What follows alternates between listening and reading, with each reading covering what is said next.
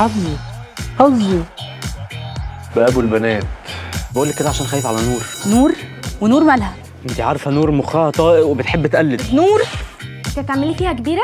بنتي دي اتجننت. انتوا لسه ما شفتوش جنان. انت هترجعي تعيشي معايا. انت هتسافري وهتسيبي لي البنات، وده قرار انت واخداه. شيشه. طب مين اللي عامل؟ اتصدقت توشي. نعم يا ماما. شكله معجب بيا. نعم. مش فاهم. اللي بحبك البنت الجامده اللي انت كنت واقف معاها دي. بنت؟ ايه ده؟ ايه الحركات دي؟ بنت انا تعمل الحركات دي؟ جبت الحركات دي منين؟ احنا مالنا، هو حر. لا مش حر.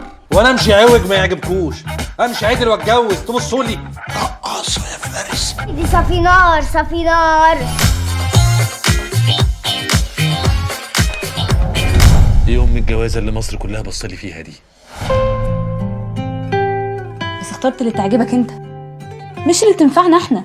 انا طول الوقت بحاول اصاحبكم.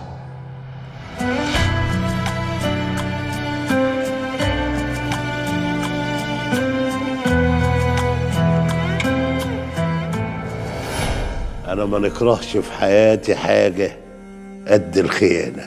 لو الفرصه اللي جايه لي ان انا لازم اعادي اخوكي. تعدي فارس؟ الكلب لما بيجوع بيتسعر، ولما بيتسعر بياكل أي حاجة تترميه. يا حول الله يا رب، طالع يا جدعان. الواجب وصل يا معلم. انت كده بتلعب في عداد عمرك.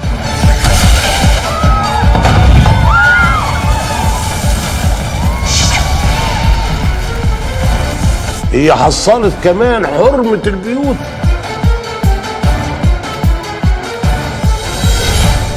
مش قلت لك عندك اللي تخاف عليه يا ابو البنات؟ يا ابو البنات.